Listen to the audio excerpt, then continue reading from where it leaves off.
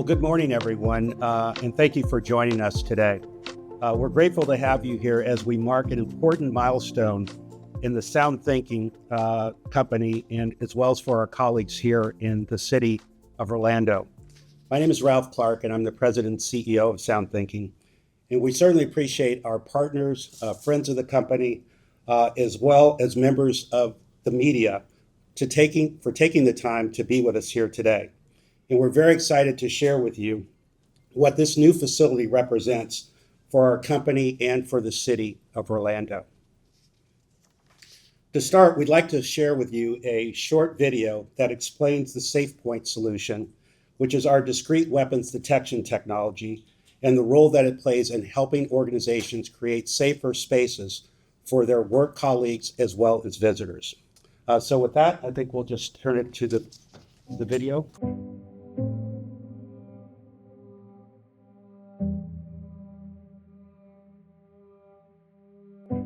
Weapons detection systems have traditionally involved long lines, intrusive screenings, increased staffing costs, removal of belongings, and the need for dedicated security personnel at every point, driving up costs and hampering operational efficiency. But what if there were a better option, one that strengthens security without disrupting the visitor experience? Introducing SafePointe by SoundThinking, a discrete AI-powered weapons detection system that enables seamless unmanned screening, keeping people moving safely and efficiently. Here's how it works. As people walk by, SafePointe's advanced 3D camera tracks motion, while a state-of-the-art AI model analyzes magnetic signatures to detect weapons, whether carried openly or concealed. SafePointe, discreet, fast, reliable. Concealed sensors are installed near entrances, allowing people to pass freely and unobstructed.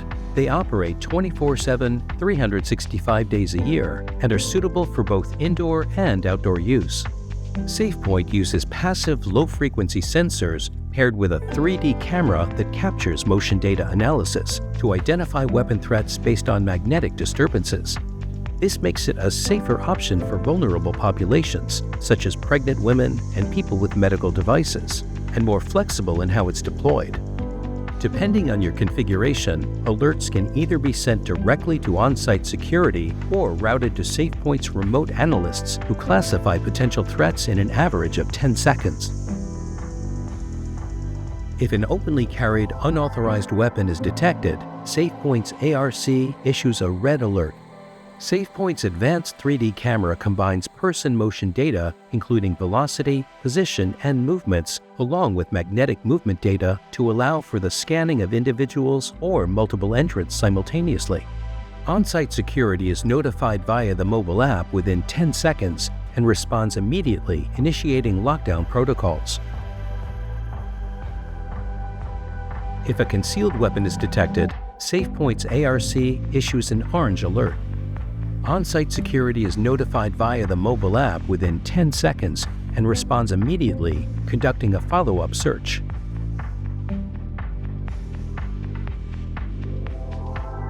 When a weapon is detected, but the person carrying it is a known security officer, the ARC classifies them as a non-threat.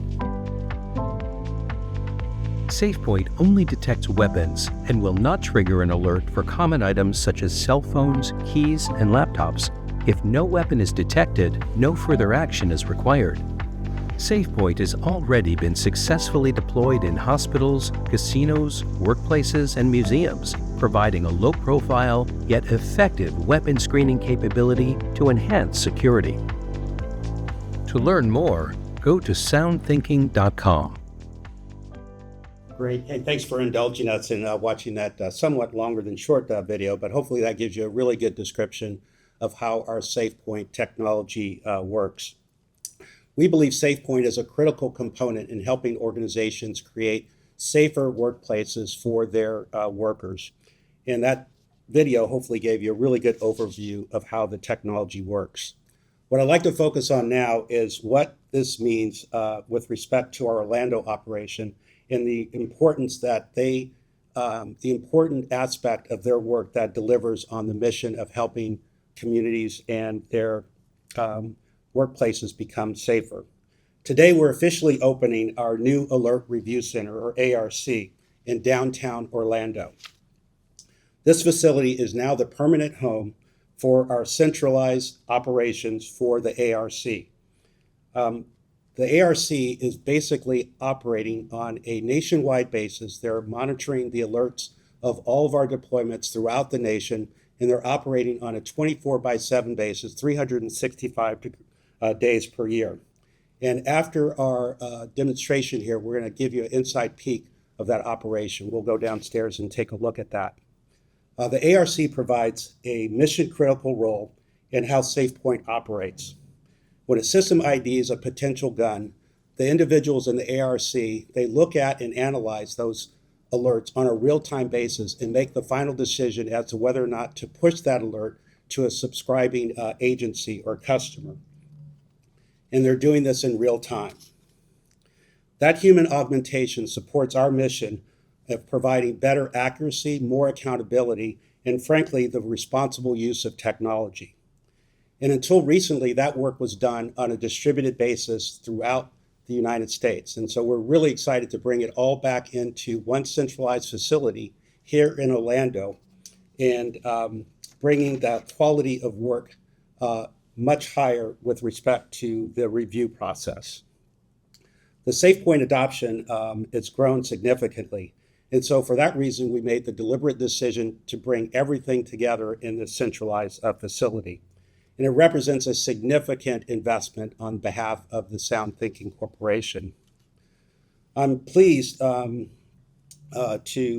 personally, I guess, I'm very proud of the fact that as a growing company, we've been able to provide living wage jobs and career pathways to a number of individuals. I joined the company when it was about 30 employees, and now we're over 330 employees. And the idea of bringing living wage jobs here to downtown Orlando with 30 individuals today and growing is critically important. We believe we're making a positive impact on public safety and security, and this investment in Orlando represents that. I could speak ad infinitum on why Orlando was the perfect choice for us, but instead, I'll introduce our partner and longtime advocate for downtown Orlando, David Barilla, who's the Executive Director of the Downtown Development Board. David? Thank you very much.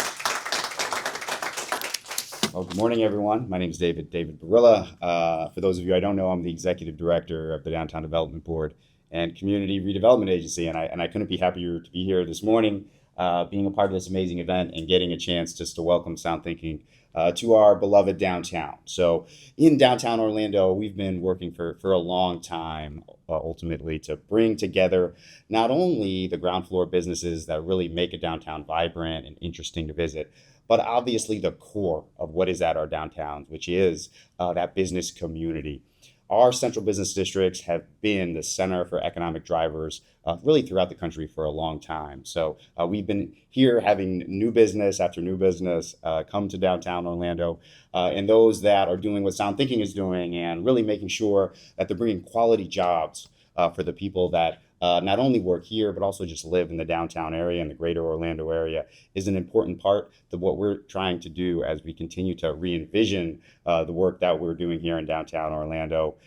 So you are now part of a great transformational process that we're also going through, which you'll be able to see happening right outside your windows here, which is something that we call our action plan, where we are rebuilding every street in downtown for the most part, from building face to building face. So that's new sidewalks, that's new foliage, that's new streets, that's more on-street parking, just really creating a place for us all to gather, both during the day when you want to go out for lunch for those individuals who may work here, or even come back and showcase the variety of different exciting things that we have going on in our downtown. But we couldn't do that without the partnership and the growth of companies just like SoundThinking and the investment that you make. So it's just, we are so glad to have you, and we look forward to come alongside you as you continue to grow and a lot of success in the work that you're doing to make not only Orlando safer, but also the country and the world. So thank you. Oh, thank you very much for that, Dave. Really appreciate it. Right, don't go too far, because I'm going to open it up for any questions that folks have of David or myself about what we're doing at SoundThinking, what we're trying to do with SafePointe, what's happening in downtown Orlando. Sure. Why did you pick downtown Orlando? And perhaps after you answer, give us some of the numbers. How many people, how many jobs did this create? What well-paying jobs? Those kind of numbers. Great. So let me just start by describing SoundThinking. We're a publicly traded company. We're headquartered in Fremont, California. We're mostly known for a technology called ShotSpotter, which is acoustic gunshot detection. Currently, we're over 300 employees. Our most recent acquisition was the SafePointe acquisition, which is complementary to what we're doing with acoustic gunshot detection. So you can think about ShotSpotter as being, I'll call it right of bang. SafePointe is really interesting because it's left of bang. We're not detecting gunshots, but we're detecting the presence of weapons. And it was a really exciting opportunity for us to expand our footprint in the general, I'll call it public safety and security theater by now helping corporate environments. And our focus is primarily on hospitals as well as gaming casino type of firms to help them identify the presence of weapons before they're potentially fired. A really important aspect in developing a strong security posture and making, again, these places where individuals work as well as where they play, making it more safe. So here in Orlando, we're currently we're currently hiring or have hired and have deployed 30 individuals today. I think I mentioned earlier that these individuals are working across 3 shifts daily. So you can think of it as, 24 hours a day, 7 days a week for the full year. That's where we are today. That business for us is growing significantly. So we would expect that footprint would expand over time. Orlando was pretty interesting for us because Orlando represents a place where there is a plethora of folks that are ready to work, that are interested in the public safety space. The idea of kind of consolidating everything here into one location really improves the overall quality of the service. So if you can imagine folks, and you'll see this when I can't remember if we're going upstairs or downstairs. I guess we're going downstairs. Yeah, we're going downstairs. You'll get a peek at what these folks are doing, but imagining they're almost kind of looking on a real-time basis as the system is triggering, saying, hey, look, this person might be carrying a weapon. And they're applying almost the principle you see sometimes when you visit New York. They say, hey, if you see something, say something. That's what these folks are doing. If they see something, they're effectively saying something by pushing the alert and making sure that alert gets to the subscribing customer where they can then make a decision on what to do with it. So we're really excited about that. ARC is here in downtown Orlando. We also have another office where some of our technologists are living. We have a very strong partner here in the Orlando area that's doing the manufacturing for these bollards here, which are very sophisticated but discrete sensors, not like anything you've seen before with respect to weapons detection space. So we're all in down here in Florida. So the people watching, instead of like in a centralized office, and if you call security out of place where someone might block us, and how long does it take them to get to? Yeah, that's a great question. So the question is, if I could repeat it, is like, what are the folks doing when they get alert? How is it that they push that alert to the subscribing customer? So say we have a hospital in California, as an example. They don't have to call. A hospital in California, they'll have an app on their phone or on their desktop that's basically receiving these real-time alerts. So what the person does here is they simply, after they analyze it, and they do it very, very quickly, they have a lot of data to analyze it, they'll push a button that either dismisses that particular event so that we don't trigger the system with a bunch of false positives, or they'll push the button to publish that alert with some contextual information around it. And that process literally happens in seconds. In a state like Florida that's open carry state, can you just in place where you can't have a little like a private business in the hospital? Yeah, that's a great question. So we're not only detecting open carry; those are kind of obvious situations, but more importantly, we're detecting concealed carry as well. With respect to the legality of it, like you want awareness of someone coming into your private facility with a weapon. So despite open carry laws, folks have some amount of control, or they want to have some amount of data or insight with respect to people potentially carrying weapons. I think we've seen, unfortunately, sadly, too many examples of how unsafe the world has become, unfortunately. So any steps that a security director can make to make their facility safer by having better information, real-time information, we believe is a step forward with respect to our mission and purpose around creating safer spaces and increasing security. So like, even if you're allowed this gun, they know who has it. They know who has a gun. Yes, absolutely. Yeah. Is the system set up, or can the client authorize your representatives or your call center people to directly contact law enforcement, or does it only go through, like it pings it back to the client? They can make.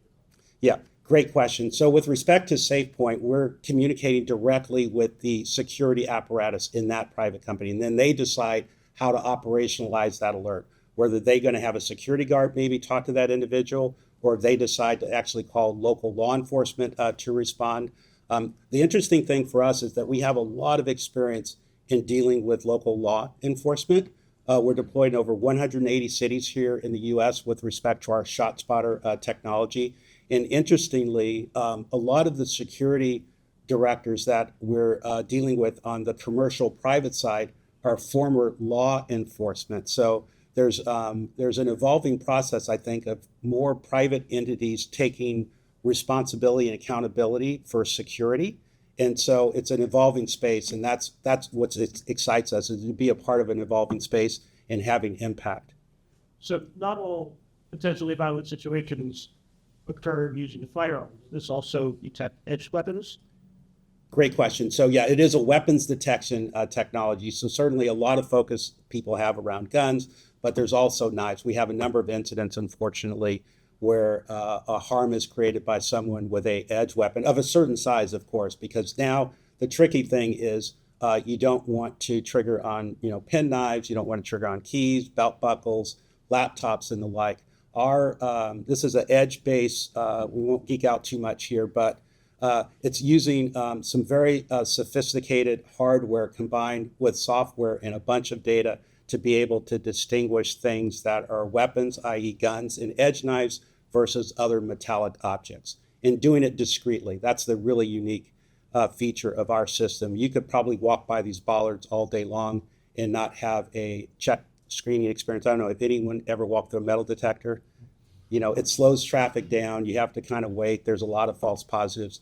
This is a disruptive design meant to move away from all those types of frictional aspects of increasing security. So the goal one day is to just go to this, not have to. That's barrier.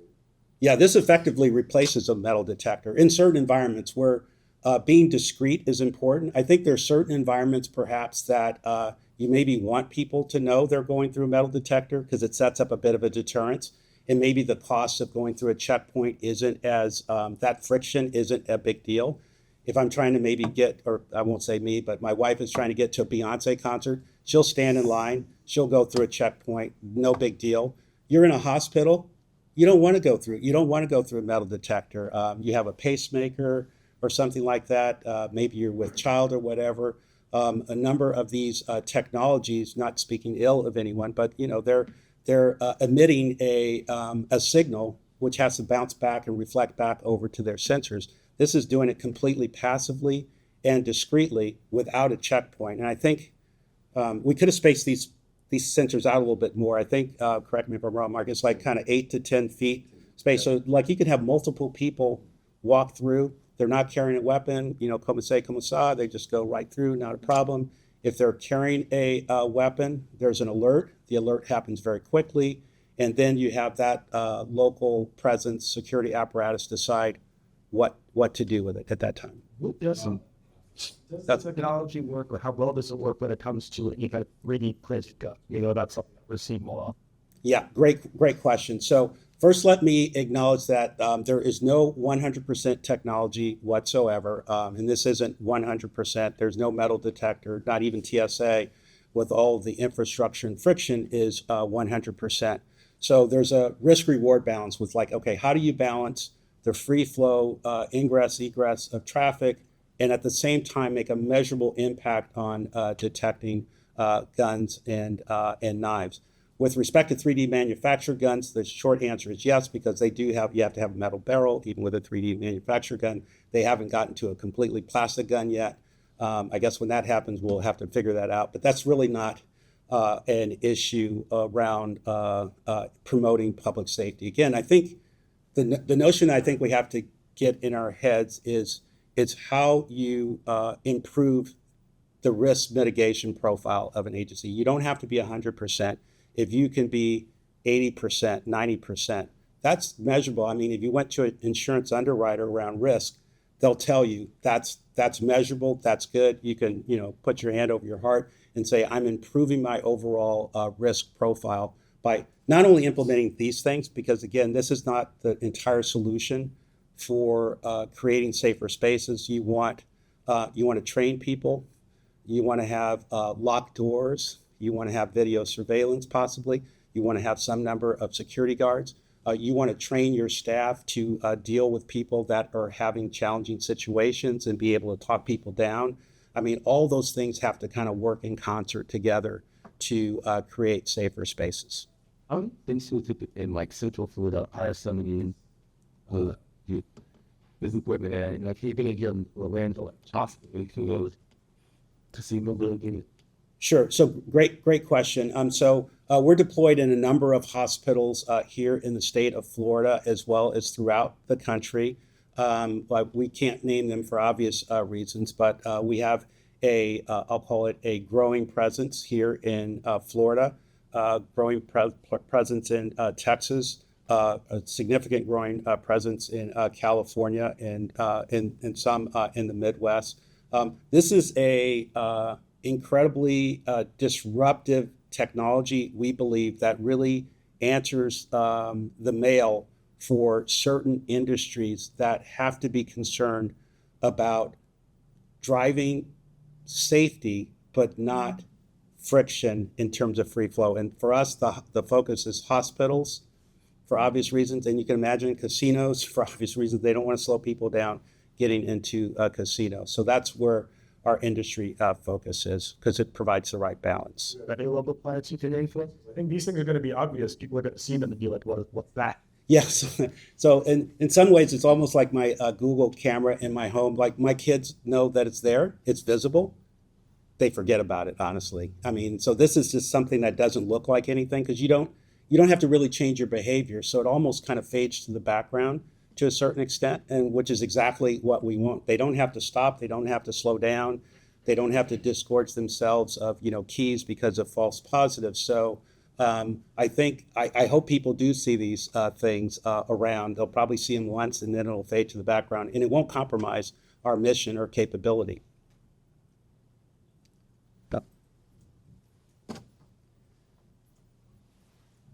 I think we're fine. Yeah. Any other questions? Before I guess we're going to do an official. This is a moment I've been waiting for. Actually, is to cut the ribbon. I've seen it done on TV all the time and never been able to do it. So no other questions? Great. Oh, I'm sorry. If it does go on that, so we have to go. They just pull them off to the side and take it up. Again, that is customer dependent based on their protocol. I can tell you that some customers in the Northeast, it's more around intel gathering. Frankly, it's like, okay, just like of the 1,000 people that are walking through my building, like, what percent of them are carrying weapons? At some point in time, you could see them saying, okay, is it the same worker that's carrying a weapon? Because we can have a conversation with our employee about not carrying a weapon. So it might be, that's one use case. Another use case might be asking people to go off to the side, take the firearm or edge knife back to the car. Some customers might have lockers. I mean, it just really gets down to the individual preferences of the particular customer. We're really focused on doing what we do super well, which is, I think, bringing innovation to not only gunshot detection, but now weapons detection as well. And then the operationalization of that is really more customer accountable than us accountable. Okay, great. Well, thank you very much. I really appreciate those questions. I think we're going to cut the ribbon, and then for those who want to go upstairs or downstairs, we can go downstairs. Okay. David, you probably do a lot of these things, so I'm gonna. I've Is it been to okay one for or me? two. Huh? I've been to one or two. Okay. Well, we can hold. How about I hold the ribbon for you? Oh yeah. This okay, way. got it. This way?